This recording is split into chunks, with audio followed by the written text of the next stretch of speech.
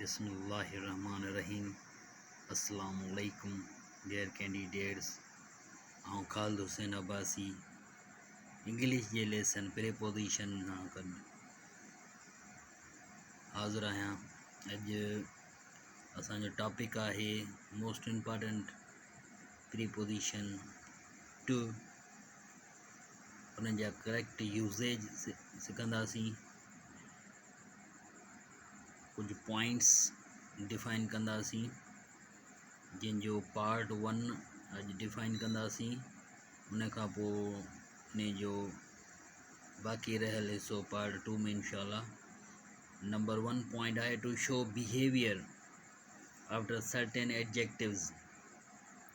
कुझु सिफ़तुनि खां पोइ इस्तेमालु थिए थो टू, जेको बिहेवियर बर्ताव सलूक कंहिं माण्हू जो कंहिं शइ सां या माण्हू सां। Be nice two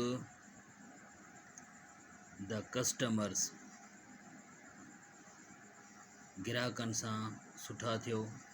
she is always rude dash us, उहा हमेशह असां सां गुस्ताख बदतमीज़ हूंदी आहे। अहिड़े हिसाब सां असां nice to, good to me, nice to me, good to him, well two हिम, अहिड़े हिसाब सां करे सघूं था। Number 2 point to indicate the direction or destination, यानी को तरफ़ या तव्हां पंहिंजी मंज़िल मक़सूद ॾांहुं मूवमेंट जे हिसाब सां टू इस्तेमालु कयो था। I am going to Dadu, मां दादू वञी रहियो आहियां। To Dadu, we are going to school, असां स्कूल वञी रहिया आहियूं। अहिड़े हिसाब सां कंहिं बि डायरेक्शन जे तरफ़ असां टू इस्तेमालु कंदा आहियूं। उन खां पोइ to show direction between two nouns, ॿिनि इस्मनि जे विच ते कंहिं तरफ़ खे ज़ाहिर करण जे लाइ।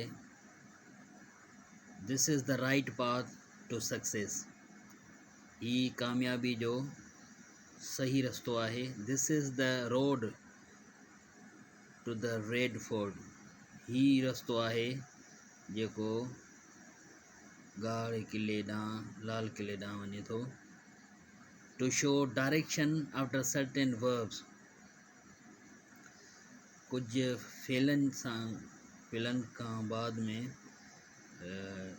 तरफ़ खे ज़ाहिर करण जे लाइ, कंहिंजे तरफ़, कंहिं ॾांहुं। She never replies to my proposal, हू मुंहिंजी पेशकश जो, आछ जो कॾहिं बि जवाबु न ॾिए थी। I was not talking to you, मां तव्हां सां न ॻाल्हाए रहियो हुउसि। हिते बि असांखे अहिड़ी क़िस्म जी सिचुएशन में टू इस्तेमालु कंदासीं। डायरेक्टेड टूवर्ड्स आइडेंटिफाइंग, यानी कि सुञाणप जे हिसाब सां कंहिंजे तरफ़, उहो बि माण्हू, को पर्सन हूंदो। You are everything to me, तव्हां मुंहिंजे लाइ हर शइ आहियो। Your organisation is a big threat to me, तव्हांजी तंज़ीम मुंहिंजे लाइ हिकु वॾो दाॿो, धमकी आहे। To draw comparisons between two nouns, ॿिनि इस्मनि जे विच में का भेट करण जे लाइ, कंहिंखे वधीक सम्झण जे लाइ। आई प्रिफेयर टी टू कॉफ़ी, मां वधीक तरजीह ॾियां थो चांहि खां चांहि खे कॉफ़ी खां। Pakistan won the series by 5 matches to 1, Pakistan series खटियो 5 मैचुनि जो सीरीज़ 1 खां। अहिड़े हिसाब सां बिटवीन टू नंबर्स, ॿिनि नंबरनि जे विच ते इस्तेमालु थींदो, जॾहिं को मुनासिब, को अंदाज़े तौरु ठीकु को अहिड़ो नंबर असां बयानु कंदा आहियूं। For example, we invited 400 to 500 people, this phone will cost you 11,000 to 12,000, ही फ़ोन तव्हांखे 11 खां 12,000 ताईं क़ीमत में पवंदी। 8 point is to indicate the receiver of an action, कंहिं बि कम जो कंहिं बि एक्शन जो रिसीवर जेको पर्सन हूंदो आहे. Could you pass the bottle to me, छा तव्हां मूं ॾांहुं उहा बोतल पास कंदा या ॾींदा. The company gave there most valuable post to me, company वारनि मूंखे तमामु अहम उहिदो ॾिनो. अहिड़े क़िस्म जे प्रेपोजिशन्स जेके टू आहे उन जो कुझु आम पॉइंट्स जेके आहिनि उहे डिफाइन कयूंसीं. उन खां अलावा इहो हिकु लेंदी टॉपिक आहे.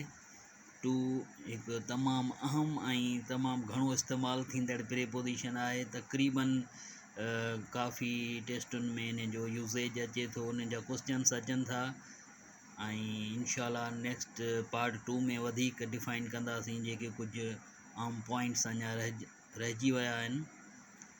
उमेद था कयूं त तव्हांखे हीउ वीडियो पसंदि आयो हूंदो. जेकॾहिं तव्हांजो खे असांजो चैनल फ़ाइदेमंद साबित थिए तव्हांजे लाइ ऐं तव्हां सम्झो था त तव्हां हिन मां कुझु सिखो था त ज़रूरु सब्सक्राइब कंदा, लाइक कंदा, शेयर कंदा. तव्हांजी महिरबानी. Thank U very much.